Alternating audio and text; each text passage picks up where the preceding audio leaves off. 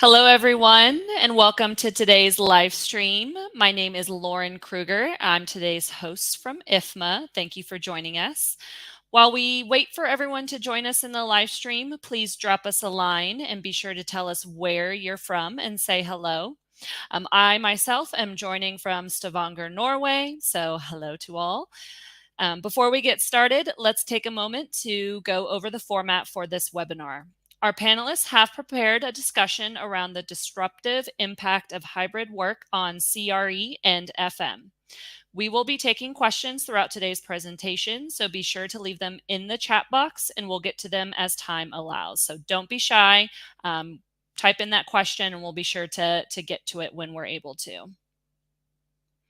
We need a couple of things from you today during today's session. First is going to be to please like the video that you are watching now.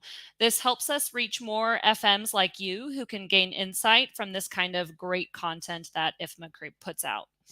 And again, be sure to drop your questions in the chat box as well as tell us where you're tuning in from. If you're coming in from LinkedIn, you can type it directly into the LinkedIn chat on where you're watching this video. Everything will be recorded and you can access that after the presentation as well. So with that, I'm going to turn it over to Darlene Pope, North American President of Plan On, and Eddy Wagoner, who is the CIO of JLL, to kick off today's discussion.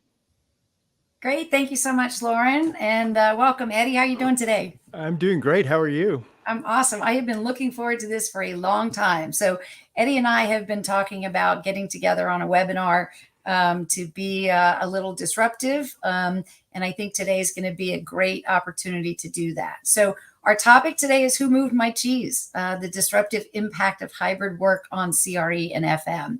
And I think the reason I picked this title is because, you know, a lot of times we get so used to doing things the same way over and over again. And all of a sudden you have a disruptive event like COVID and it throws things sideways. And so as we're looking at the new normal and coming back to the workplace, things are different. Things are going to be really, really different. So Eddy and I have picked 10 or 12 major topics. And the format of today's discussion is going to be one of us is going to call out a topic and we're just going to have an open, unscripted, live discussion about that topic. Now, for some reason, Eddy, a lot of people think you and I are going to go head to head and disagree on a lot of these topics today, which actually couldn't be further from the truth. Well, we might share different perspectives. There may be some, but I think, you know, what we're really trying to do is just put it out there, tell it like it is, and really be real about these topics. We would love to get your comments in the chat. If there's topics that we haven't talked about that you want to throw up there, we would be happy to discuss those as well. So that's the format. I'm just doing a brief introduction. I'm sorry. By the way, Darlene, I was going to jump in and say, you know, I think people should hopefully model what we do, which is find another smart, strong personality, discuss these disruptive topics, and help you think about your strategy. So I'm also glad we're doing this because I think we're going to talk about things that everybody wants to talk about, but maybe have been a little bit afraid of challenging the status quo or maybe showing they don't know something. And I'm sure we're going to show each other some different perspectives as we go. Yeah, absolutely. So just brief introduction. Again, my name's Darlene Pope. I'm the president of Plan On for North America. Plan On is a global IWMS company, but I'm not here to talk about Plan On. Really want to talk about, you know, my background, the industry, talk about the main topics that are impacting everybody today. My background is really more in smart building consulting. So Eddy and I used to work together at JLL several years ago. I had the fortune of being able to lead the smart building program for JLL for about 4 years. Also spent some time at WeWork in charge of the smart building and digital workplace program there. So very long background in smart building consulting.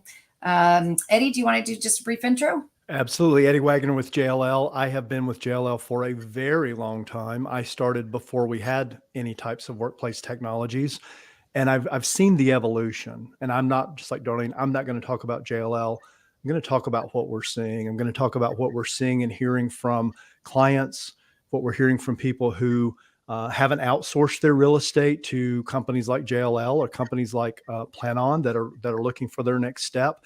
because it doesn't matter whether you use Plan-On or JLL or any of our competitors or nobody at all. You're going to have to start thinking differently. You're going to have to start partnering in ways you never have before. And I guarantee you, if you think you have your strategy figured out, we can throw something at you that's going to alter that thinking or create another potential integration point. Great. So we're going to kick off first topic. Obviously, we're going to talk about hybrid work. So Eddy, I'm going to throw this one your way. I'm just going to preface it by saying, look, hybrid work is not new. Everyone keeps thinking about work from home and hybrid work and flex work is the new normal. It's not the new normal. It's the old normal. I've had a home office for 23 years with 6 different companies, for crying out loud. When you walk into a building and you walk into an enterprise client, you would hope that the sales team is not sitting at their desks, right? We've had flexible hybrid work for decades. And you know what? It was all kicked off by the invention of the internet, right? It used to be that you had to get in a car and you had to drive to a physical office and you had to sit at a desk because that's where your computer was and that's where your telephone was. And that's not the truth anymore. It's just not the way that we work. We can work from anywhere. So with that introduction, Eddy, hybrid work, kick it off.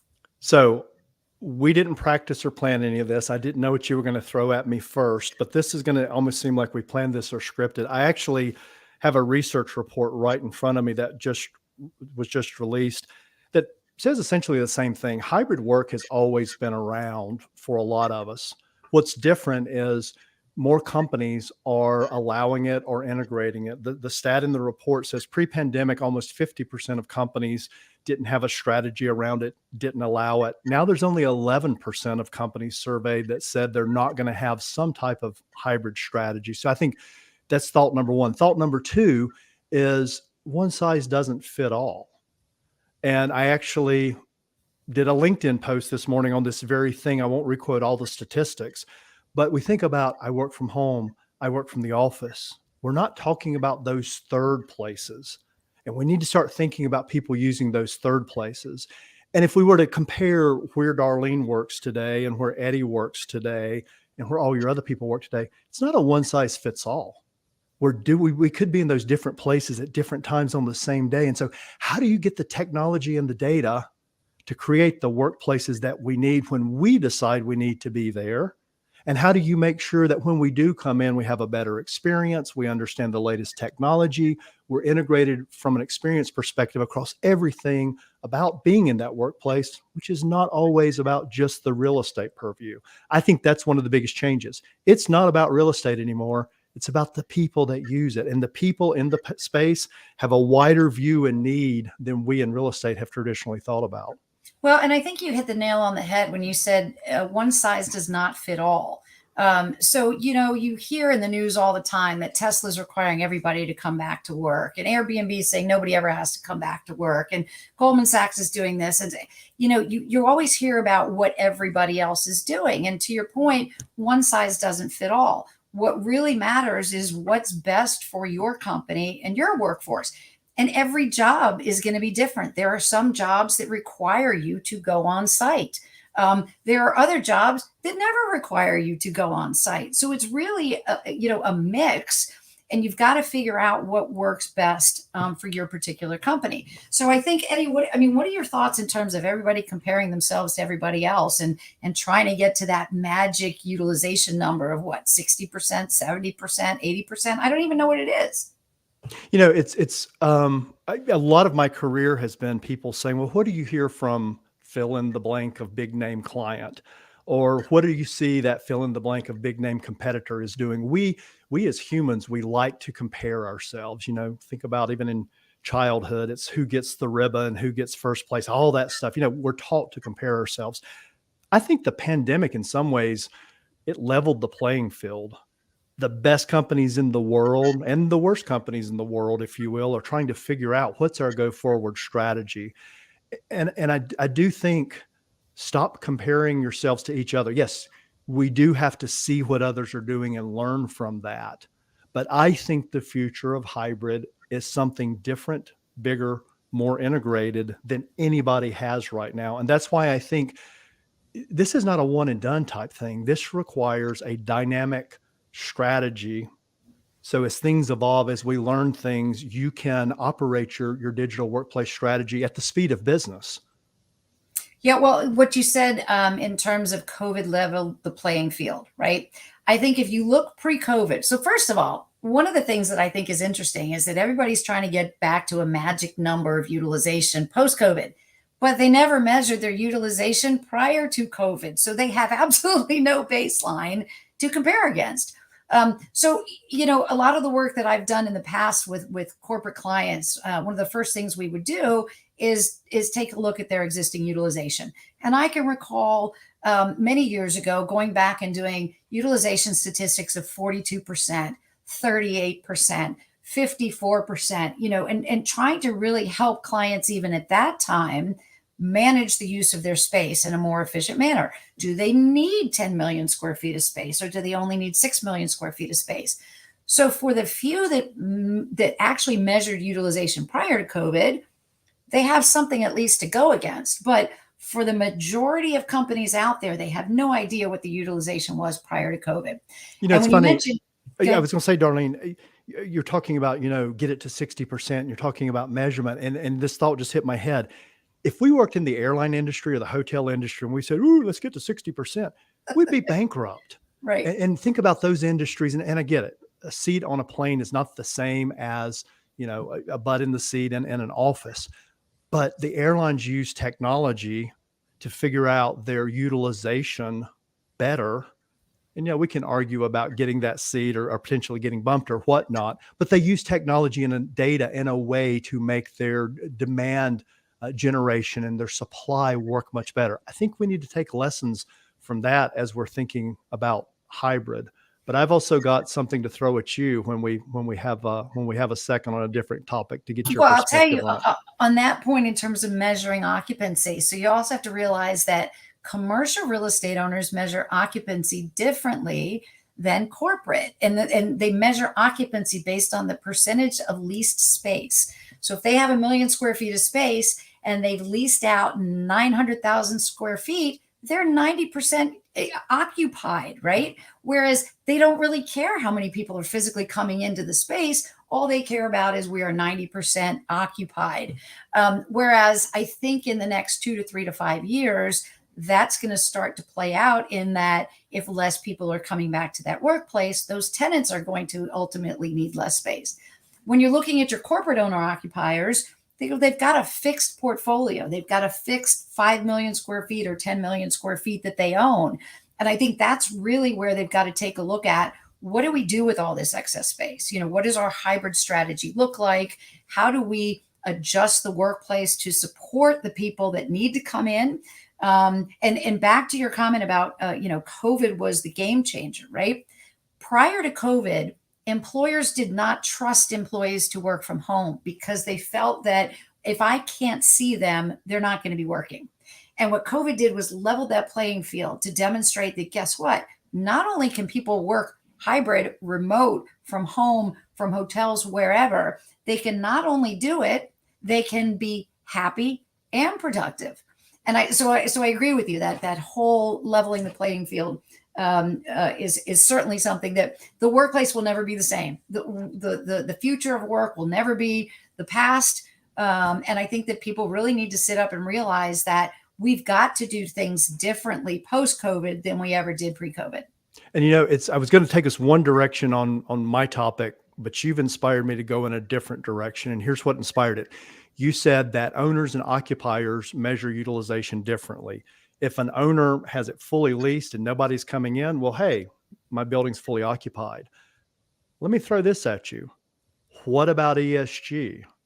If you've got a building that's 100% leased, but nobody's in there, you're probably not doing a good job around ESG because you've still got to run the building, but nobody's using it.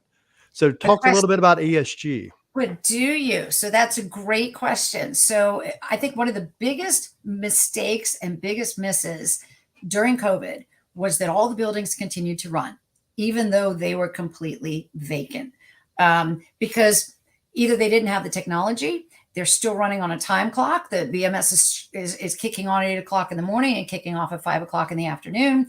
There was no remote access. There was no remote control. There was no ability to actually run the building based on real-time occupancy. So COVID or no COVID, we should be running our buildings based on real-time occupancy, not on a time clock. And so I think that's one of the lessons from COVID that we can benefit from going forward. So back to your question about ESG. So when we're looking at environmental, social, and governance, I think most buildings are focused obviously on the E, not so much on the S and the G, unless you consider the G, reporting and making sure that you can validate and report against your ESG metrics. From an energy standpoint, though, if we can run the building based on real-time occupancy, you can save, 30 to 40 to 50% of your energy costs. The other component in terms of, and this will probably get us into our next topic, which is around utilization, which in my opinion is the number one data set that we need to solve for in buildings. It's not just how many people are in the building, but where are the people in the building? So as you start to take a look at flex work and hybrid work and not assigning a one-to-one person to desk, and you can be flexible in terms of how you use that space. If you get to a point where your utilization of space is 50, 60%, maybe you don't even open the entire building. Maybe you only open half the building and you utilize the first 5 floors and you don't even open the top, 6 through 10. So from an ESG standpoint, I always say buildings don't use energy, people do. And you need to run the building based on the energy that people need. And the more people you put into that space, the more energy you're going to use. So if you can run it based on exactly how many people are in the space and where those people are, you can save a tremendous amount of your energy costs just by running it based on what is needed at the time. What if though, so that last statement you made about running it based on the people that are in the building, what if by doing the right utilization and understanding what people were looking for, you could predict in advance better when people would be in the building, when people might come into the building, and take some of that proactive? I actually think it doesn't matter what people believe around ESG, you're going to deal with it, whether it's from regulatory reporting requirements, from your stakeholders and shareholders demanding it, or even now we're seeing large groups of our population, the people that use our buildings, are expecting it. So we're going to have to deal with it. And I think what I loved about the conversation as I was listening to you, we talked about hybrid first, we got into utilization a little bit, we just went with ESG. If you listen carefully, the people that have the best strategies are going to be the ones that figure out the integrated part. Because as you were talking, I was thinking, okay, that pulls a lever over here with your hybrid strategy. That has an impact on utilization. And so putting in a technology that may be great without thinking through how it impacts the rest of your strategy and how you'll use that data and how a change here impacts them, that's going to be so critical to people as they think about these different technologies that we're talking about, as well as a lot that we're not talking about. Well, and Eddy, as well as I do that at the end of the day, if there isn't a strong business ROI, nobody's going to do it, right? So when you look at ESG, you've got to really have a compelling either savings amount in terms of the energy costs that you're saving. You've got to have a compelling story around better use of space, and you've got to have a really compelling story around a healthier, happier, more productive workforce. So when you look at ESG, and we've got less energy, and we've got a lower carbon footprint, and we've got healthier indoor air quality, and we've got lower CO2 levels, and we've got higher productivity rates and higher cognitive function. It's really kind of pulling it all together. It's interesting because we're kind of separating out these topics as individual topics to discuss. But I think where you're going is all of these have a very common thread, which is taking all of the data and all the information we have and using that to run everything more efficiently. So whether it's more efficient, purchasing of energy, and more efficient equipment, and more efficient use of space, and more efficient knowledge around how that space is going to be used tomorrow. Because to your point, once you have all that data, and you can visualize that data, and you can start to see trends and anomalies, and you can start to predict, okay, I know I'm at 72% utilization on Mondays, but I'm only at 20% utilization on Fridays because for some reason nobody goes into the office on Fridays anymore. You're going to do things differently.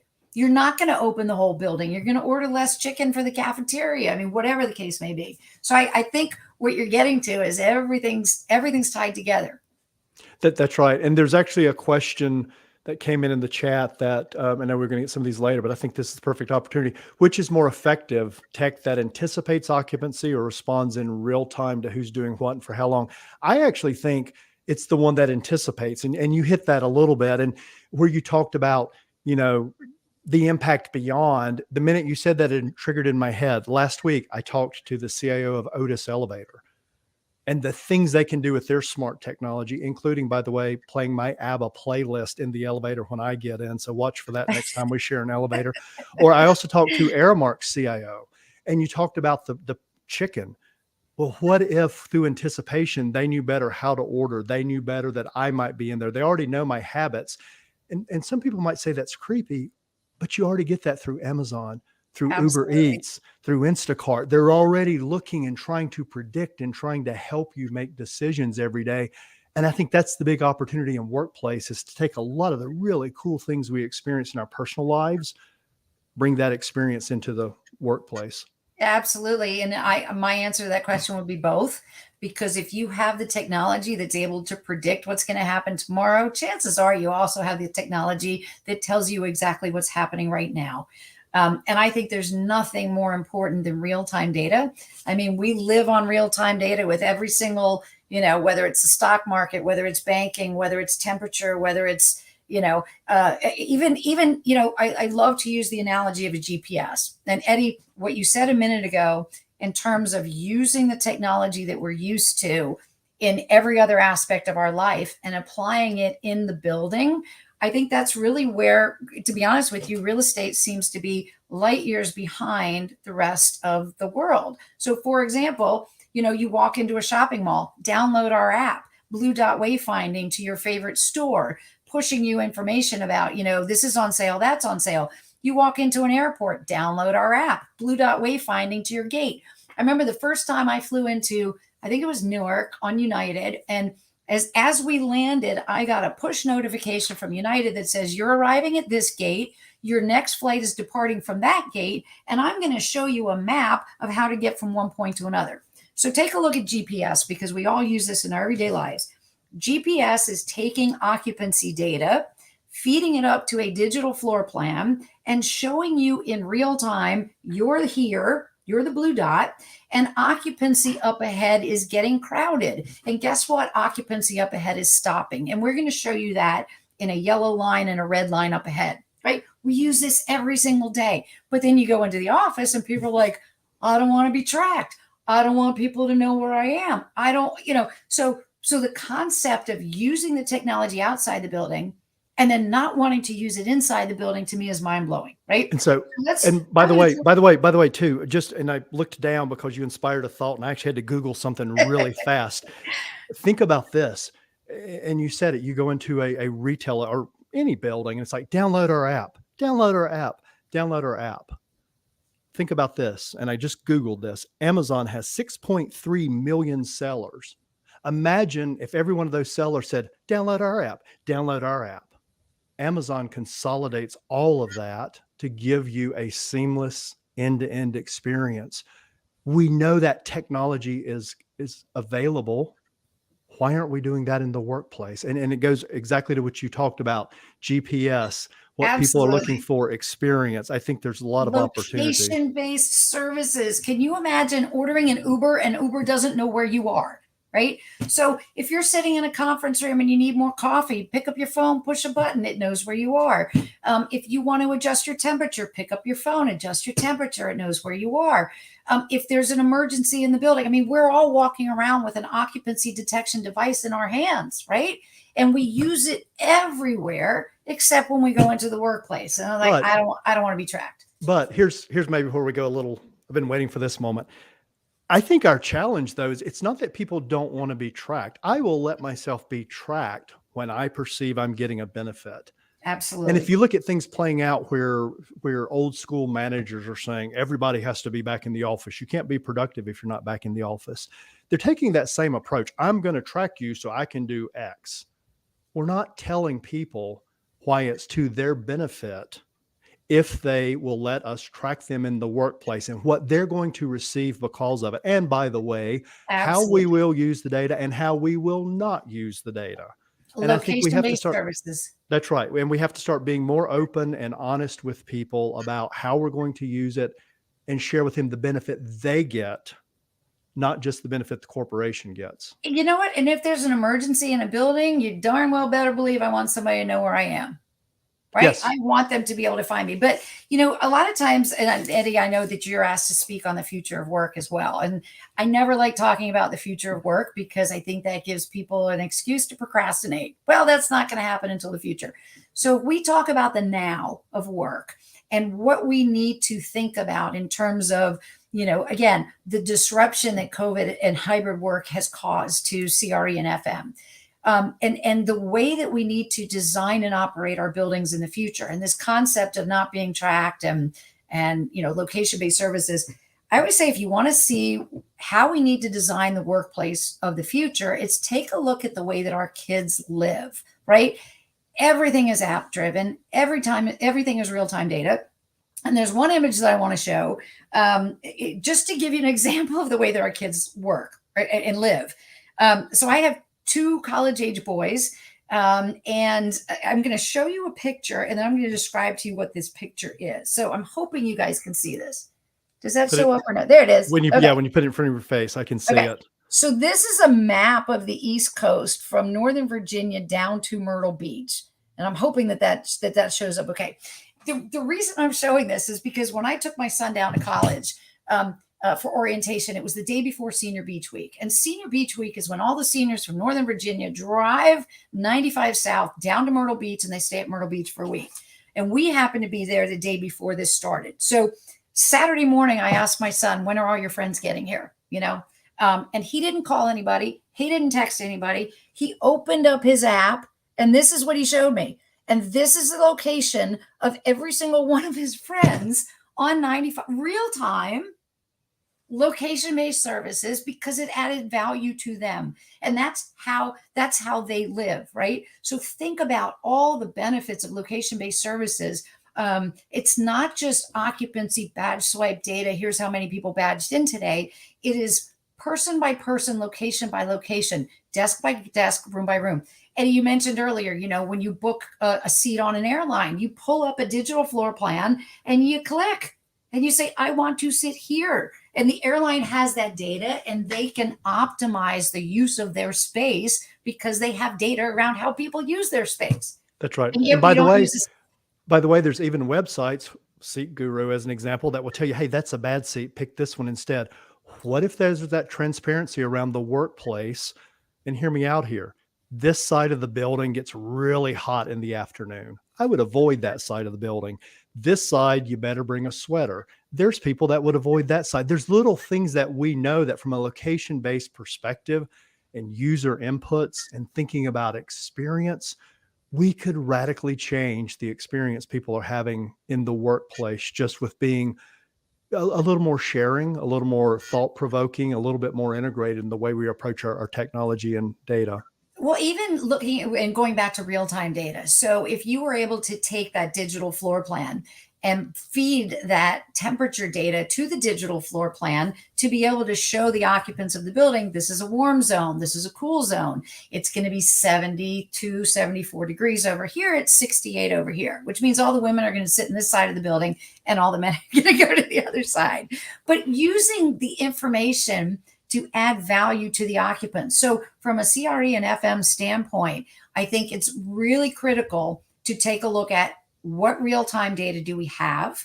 What value does this data provide to the occupants? What value does this data provide to me as the operator of the building or as the owner of the building? And really using that information to benefit not only your energy savings, your space utilization, but most importantly, the experience of the people in that building. So, Eddy, I don't know. Let's see. I got a whole bunch of other topics. Let's talk a little bit about health and wellness, because obviously the whole reason that the world shut down during COVID was fear of getting sick.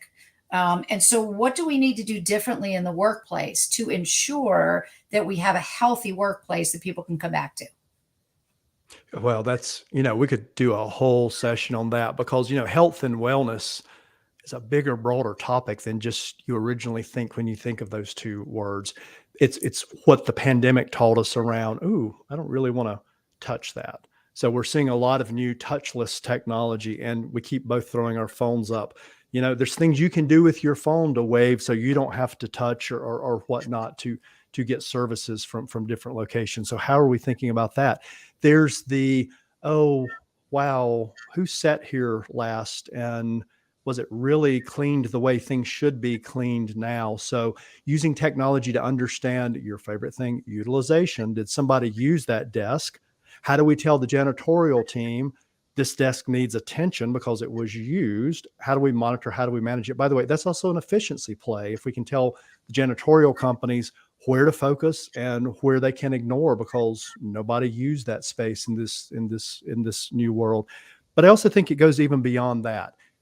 Think about mental health. That's a word that when you and I started our careers, you wouldn't talk about because of the way people would judge us. And the workplace didn't embrace it. And I think the pandemic has radically changed that. I mean, if I were to say, hey, I see a therapist and it's the greatest thing that ever happened, people will now go, tell me more. I need to see, et cetera. Whereas in the past it was, oh, steer clear of Eddy. There's probably some people that would still say steer clear of Eddy, but that's a different topic. And so if you think about that, that's an impact to people. And again, buildings aren't important. People are. And so if you think about, are we going to have another wave this winter? I don't know. There's all these predictions coming out of Europe right now and saying, Europe was a bellwether for what happened to us before. I don't know. They're saying the flu was worse, in the down under this past winter. And so those of us up above in the US and et cetera should expect a really bad flu season.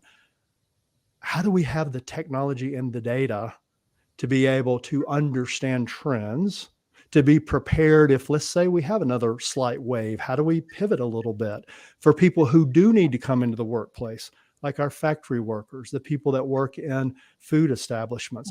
There's things we need to do with technology and data to create safer, healthier workplaces for them. And so I think we've just scratched the surface on some of the opportunities that we have in workplace with our policies, with our focus, and of course, with the data and technology. And by the way, that's going to drive utilization.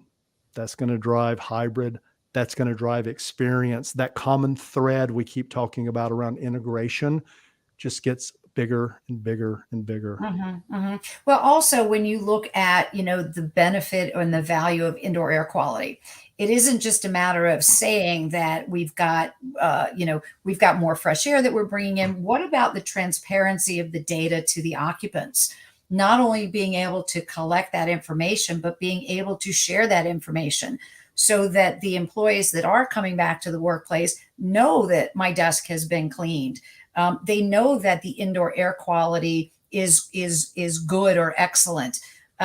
So again, it's really more the transparency of that data because, and I think one of the other trends, at least that we're seeing, and I'm curious to see if JLL is seeing the same thing, is that over the last 10 years or so, I think the industry's been focused on cramming more and more people into less and less space, right? To get the value of the space itself. But the challenge with that is the more people you cram into less space, the higher your CO2 levels, the more energy you're using, the more it degrades the indoor air quality. And so what we're seeing at least is that even if there are a lower percentage of people deciding to come back to the workplace, the people that are coming back want more space. We used to design space for 150 square feet per person, and then went to 120 and then 100, and, even as low as 50 to 60 square feet per person. And that's not going to fly anymore. Nobody wants to come in and sit at a desk that somebody else sat at half an hour ago. Nobody wants to be elbow to elbow with their neighbor, So what are you seeing in terms of trends of space utilization, not just from number of people, but square foot per person? So much to unpack there. you know, I want a workplace like what you see behind me. Now, this is fake, but wouldn't you like this a lot more than maybe the cubes that we used to go to? And that's what we're seeing is people have worked from home for 2 years and they're realizing, and I was actually with a big group of global CIOs at a CIO industry meeting. And the CIOs were saying, I have better equipment. I have a bigger monitor in my home office now than we put into the workplaces. And so I'd actually rather be at home at times, doing my email. When I come into the office, I want a different experience based on the type of work that I'm doing. And so I think that's the key thing. People do want more space. Nobody likes to be, crammed in on top of each other. But I don't want the same space. I want the right type of space for the task that I'm doing at that moment in time. So if I'm meeting with you, maybe I want a two-person drop in, not one of those little ones where we're sitting on top of each other, but one that feels conducive. Or maybe I want to be out in an open environment, sitting on a couch, just chatting. Or maybe I'm doing a video call with a client, and so I need a quieter space. So there's so much thought that goes into that. But I want to share one other thing. You talked about people being crammed in together. And we all heard Dr. Allen on CNN talk about, healthy buildings. And I recently got to hear him in person. And he used an example that has really stuck with me. Do you know if you're in a conference room with a group of people and you don't have the right indoor air quality monitoring and technology in place, it's the equivalent of everyone in that room giving each other a full mouth kiss every 8 minutes. Now, I love you, but we're not quite at that level yet. But think about that. Think about that indoor air quality, the real impact to everyone in that space. And so that's why I think, we didn't talk about indoor air quality before the pandemic. We certainly did during the pandemic. And I think people are expecting a lot more out of us as we go back into the places. And people are looking for, I want more open space. I want the right type of space. I want to know that it's cleaned. I want to know I have the right indoor air quality. I want to know that you're doing what it takes to keep me safe if I'm going to give you a part of my life working for your company. And I want to see that information real time. I don't want what your report was of your indoor air quality yesterday. I want to know right now, if I come into the office, is it clean air? Now, here's the challenge though. When you bring in more fresh air, it's going to cost you more to condition that air. So do we end up having a trade-off with better indoor air quality, but higher energy costs? So how do you address that conflict? Well, I think I have to let the engineers actually figure that part out. I would say, at what cost my health? I mean, how do you put a price tag on anyone's health? And so if there is a trade-off, then I think, it goes back to what I said earlier. Talk to the people. Don't just say, hey, we're doing this, but talk and explain. You might be amazed at what someone would say. You know what? Let's figure out a way to spend the money on indoor air quality. And we as a group will figure out ways to help reduce energy cost or save money in other places. Or look, so I think those are the opportunities that are there as we get into some of those situations where we've got a either or. We think there could be an and if we just communicate and get other people involved with us. But yeah, right now, I think I would land more on give me some indoor air quality and sacrifice a little bit of the energy savings. And then we'll figure out down the road, because I think for the corporation, if we think about resilience, having a healthy population that's able to work versus being out sick is a better return on the investment of your compensation and your talent than the little bit of energy that may be used for indoor air quality. But again, I speak as a technology person, not an engineer. So it'd be really interesting to get engineers' perspective on that. Well, but also if we implement what we were talking about earlier, where you're running the building based on real-time occupancy, you're only running floors that need to be occupied. So if you're predicting 40% occupancy tomorrow, you're only opening half the building. So if it takes more energy to condition the space in that half of the building, but you're not running the other half of the building, you're still able to accomplish both. So I think there are ways to be able to do all of the above. But let's kind of that kind of segues into this whole discussion, and we've been touching on it around data and analytics, and the importance of data and analytics on a real-time basis for everything we've been talking about, whether it's energy, whether it's utilization, whether it's ESG metrics, whether it's indoor air quality. So why don't you kick off? I know, as I said, I know we've touched about it, but tell me a little bit more then about the importance of data and analytics in terms of running the new normal building. So I think it was my turn to give a topic, but I'm going to let you get away with that. No, I'm going to let you get away with that because I actually love this topic. And you've known me for years.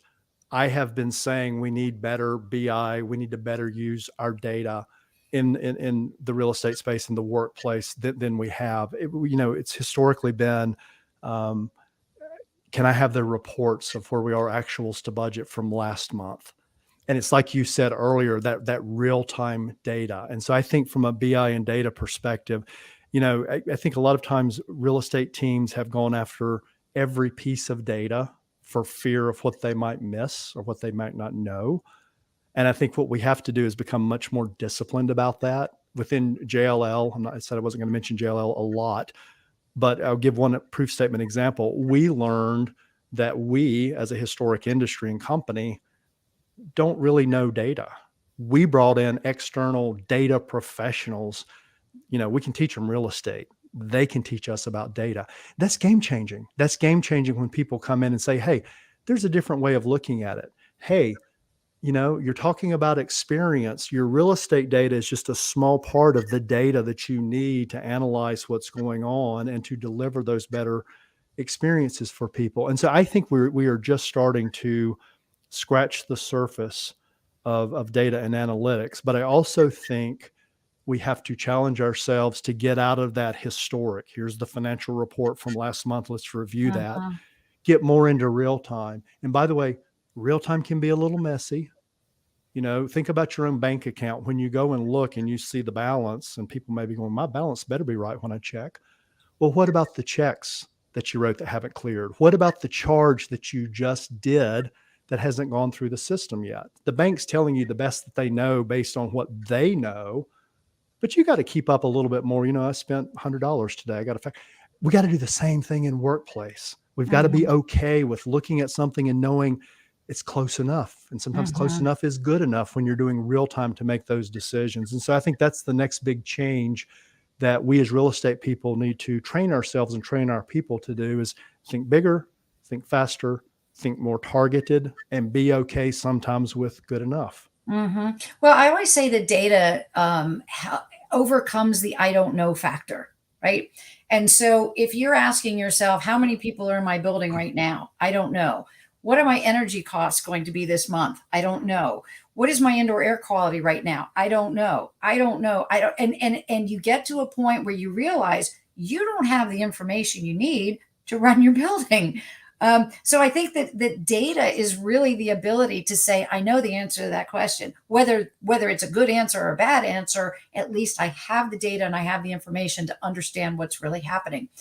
I think the other value of data is it gives us the ability to correlate multiple data sets, right? So if you've got occupancy data and indoor air quality data, or energy data and occupancy data, and you can start to plot those and understand the impact of one data set against the other, that's really when you could start to get very valuable insights about how to adjust one to change another.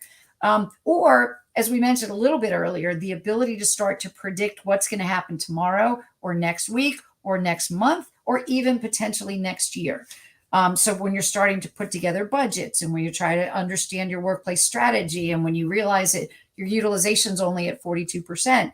And so therefore we're going to change things to make it better. And here's where I know it's your turn to throw out a topic, but I'm kind of getting into digital twins. Wait. Before you go to digital twins, we were talking a lot about technology. And as you were talking, I thought, technology is one leg of that stool. If we're going to use data and think about data and technology and the resistance to BI historically, sometimes it's the people that for 30 years, they've managed a building or real estate because they know. And if other people can see and know, they think that reduces their applicability or their place in the organization.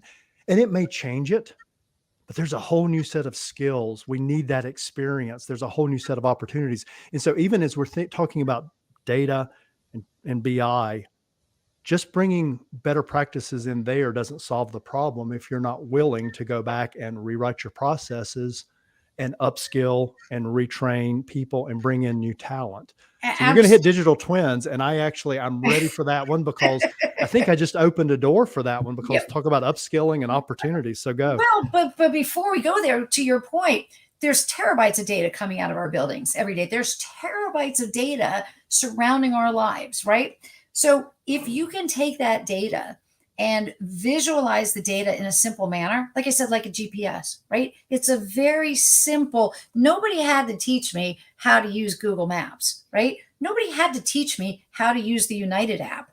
Nobody had to teach me how to book a room at a Marriott or whatever. The benefit of these apps is the ability to take something that's very, very complex on the back end, and that does sort through all those terabytes of data and provides it to the end user in a simple manner. So if the end user is the building engineer, the facility manager, it's not a matter of them having to know the data and analytics and be that data scientist. It's the ability for the software to take that information and feed it up in a visual manner that's easy to read, that anybody can look at it and go, wait a minute, that shouldn't be happening. I want to take something you just said. Nobody had to teach you any of those apps. And when you go to United, they don't say, well, book your fare in this app, and then pick your seat in this app, and then check your luggage in this app. But yet when we go into the workplace, and again, it's about the person going in, there's one app to say, I need to place a work order. There's a completely different app that looks nothing alike that says, I'm having an IT problem. There's another app that says, hey, I need services from HR. And I've just hit 3 groups right there. And I get it. They all have different distinct purposes with different groups running. But the person on the receiving end, they just want the seamless user experience, because I need something from the corporation. I need something from being at work. Don't make me go to all these different places. And so as you use those examples, I think that's another opportunity for real estate to think beyond. It's not just us. It's what our people need from the corporation, which is far beyond us. Yeah. Well, and that I think is another market trend that we're seeing is this, traditionally companies have purchased and deployed technologies as individual point solutions. We got space management over here. We got work order management over here. We got visitor management over here. We got our parking app, and it's all individual point solutions with no ability to share data, integrate, and it becomes complex to the end user. So kind of leads into this whole discussion about integration and pulling a lot of those individual point solutions together so that they are, to the end user, one seamless experience. And by the way, I think a lot of real estate people think, well, that's other groups infringing on my territory. They're going to take over. I actually think there's a lot of opportunity for us to think differently and contribute back. You brought up the topic earlier about health and wellness. Imagine if facility managers could contribute better to that in the workplace and deliver the data that we're seeing to HR to help with benefit plans, as an example. Mm-hmm. Or what about in IT? If we were better able to predict when people might come into the office, imagine sharing that with the IT group, because that drives how we do connectivity. Is it in the office? Is it external? And so I think there's a ton of, those are very basic. There's a ton of opportunities for real estate not to feel threatened, but to actually raise their game in the integration with other groups within the organization, again, to better deliver for our people. Mm-hmm. Well, you mentioned earlier, the key to getting people back into an office is to create an environment that is attractive and enticing and conducive to people wanting to work in that environment versus working from home. And you also mentioned the people factor. That the whole reason you would get in a car or get on a train or whatever to physically go to an office is not necessarily because you like your desk better at the office or your internet is faster at the office. It's because you can interact and collaborate and you get more value in the interaction with people. When I worked for JLL, I used to fly to Chicago all the time. And it wasn't because I had a better view, even though I did have a better view looking out over the lake. It was to see me. Exactly. It was to see you. It was to go and work with the people I needed to work with to get things done and meet with decision makers and impact work, the value of my work.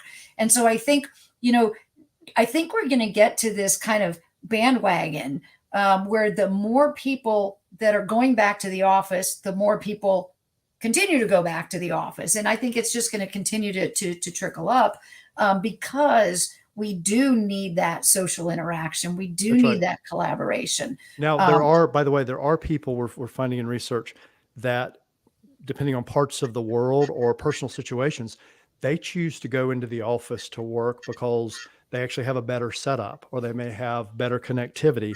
They're going in for that. And we've got to create those experiences. But when I go into the office, it's not to go into some cool office that has a coffee bar. I can walk down the street and get a coffee.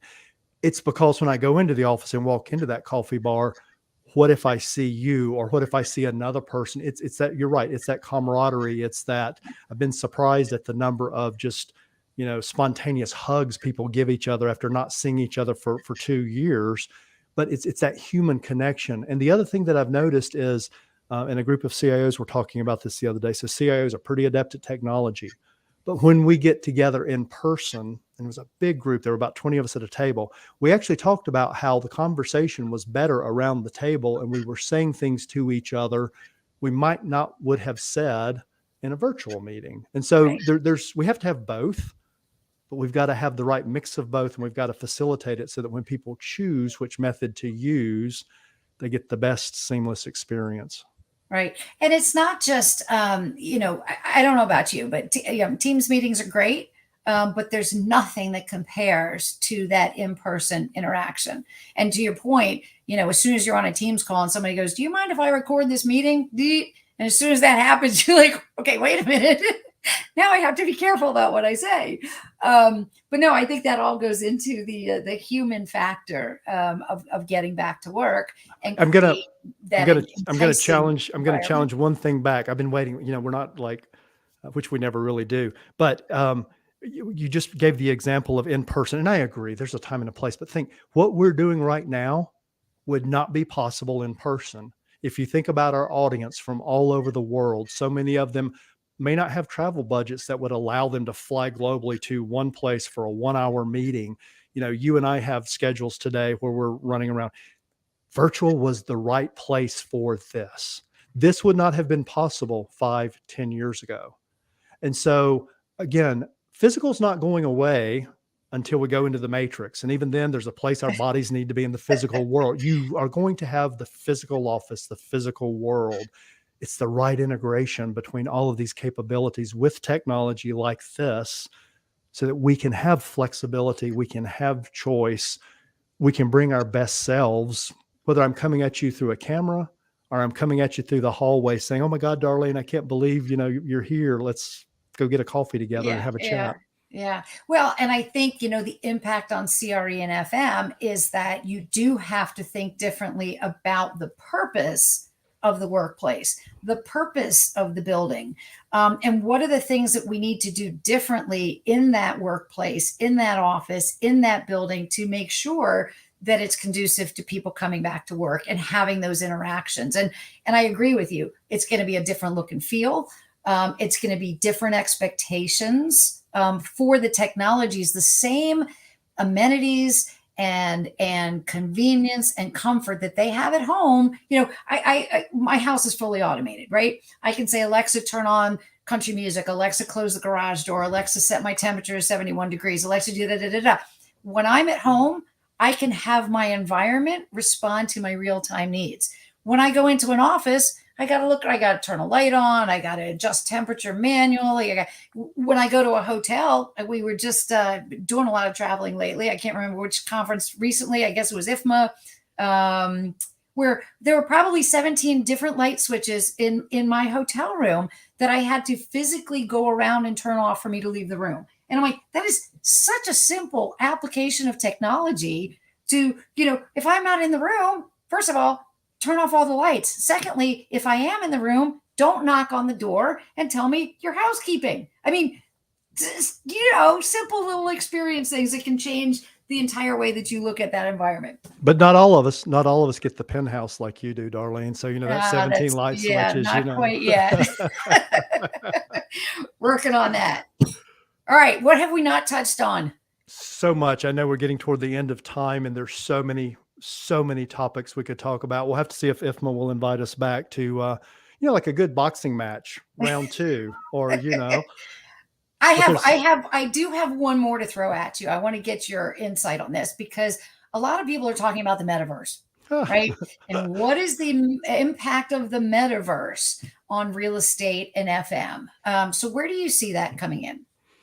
I am reminded of a boss that I had when I first got into real estate. And if you went back and researched him, you would go, oh my God, he was a power player back then.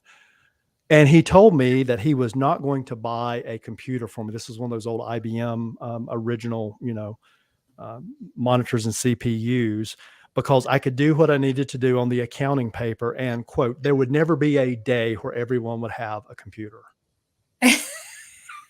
Boy, was he wrong. And by the way, he was a major player in real estate of the time, but he was wrong. And if you think about every single technology innovation, if you go back and you think about Gartner's hype curve, people get real excited over it.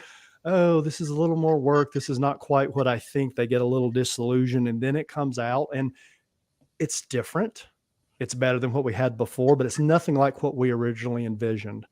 So metaverse is going to be that way. You see, there's already some disillusionment coming. I know Meta, the company that named themselves after it, is already struggling a little bit. People in real estate have challenged me on this. I don't know what the answer is going to be, but I will tell you this. We're seeing younger people playing with their Oculus headsets and living in virtual reality on their games. And I'm talking about the group that's still, kids in school. If you think about the struggle that people like you and I had, or that I had when millennials, Gen Z came into the workplace, and they've never known a life without technology, and they have integrated life much better with technology than we were taught to do. And that change we had. I think millennials are going to experience the same thing, as will those of us left, when that younger generation comes in that's used to that immersive experience. We're going to see immersive experiences. You referenced digital twins earlier. There's a great, if we had more time, I would tell you about something I saw about using that technology to manage servers, but also manage building operations. Think about conferences. I was with the global CIO of Zoom, and we were talking about the opportunities of integrating a metaverse type experience with video conferencing technology. And by the way, that requires a change to the physical layout of the conference rooms in the building, because your body's still going to be somewhere. And so metaverse, 5 years from now, if I were to predict and we were to come back together 5 years from now, I'd be wrong in a lot of things. Where I'm going to be right is it is going to have an impact. It is going to require you to think differently, and it's going to require you to redesign spaces in a completely different way as we start seeing the opportunities and the challenges that we'll have as that new technology starts coming into our lives. Great. I couldn't agree with you more. And one thing I do want to point out is that, the technologies we're talking about are technologies that we use outside the building every day of our lives, right? The metaverse is already here. For those of you who watch football, that actual line on the field that shows where the first down, it doesn't actually exist. That's digital visualization of data on top of the physical world. It already exists, right? Think about it. It takes everything we've talked about, the physical workplace that we've worked in our entire careers, plus the technology and the data we've been talking about for the last hour, and it integrates it. It integrates it in ways we've never seen. It's actually, metaverse will be everything you and I have worked on in our careers, plus everything we're working on and talking about now coming together. That's my prediction. This is absolutely the disruption of the workplace. I think COVID became the catalyst for us to all start to look at, wait a minute, how do we do things differently? But if you go back, it kind of reminds me, Eddy, of back when I used to sell high-speed internet access in the 90s. And I had an owner in Atlanta, Georgia, say to me, Darlene, what do my tenants want to use the internet for anyway?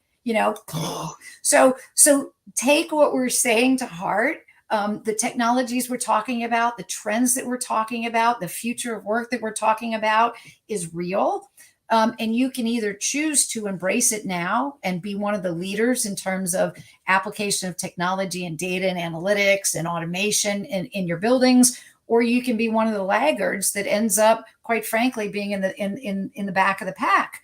And so when you're looking at competitive advantage, really understanding how today's technologies completely have disrupted the way that we do CRE and FM in the future. So, Eddy, I know we're out of time. I would just I'm one quick closing statement to that. You can't ignore any of this. You ignore it at your own peril. It doesn't mean you have to go and invest in it right now, but you have to think. You have to engage. You've got to, find your Darlene and have an Eddy and Darlene conversation to get you think, oh, I hadn't thought about that, or that's something different, or you need to do that. Everyone watching this needs to find their version of Eddy, Darlene, and just think differently, debate the ideas, and start thinking about the future. That's the road. That's the first step in the journey to the road that we all need to travel. Absolutely. So with that, thank you so much, Eddy. I'm going to turn Thank it back you. over to Lauren to close the webinar. Yes, that was perfect. I think very inspiring, Eddy. Thank you all for your time today. I wish we had an extra hour to go, but very informative, very spirited debate. So thank you. Thanks to all of you who tuned in today for your questions and engaging with us. I'd like to say a special thanks to Darlene and Eddy for lending us their expertise and insights into this disruptive impact of hybrid work on CRE and FM. If you have not already done so, please like this video you're watching now. Doing so will help IFMA reach more FMs like you. So please do like this video. For more great content like you saw today, or to catch our previous webinars, like and subscribe to IFMA's YouTube channel. You can enable notifications to stay up to date with the latest from IFMA. So thank you everyone for joining us. Thank you again, Darlene and Eddy, and have a wonderful rest of your day. Great. Thank you so much. Bye-bye.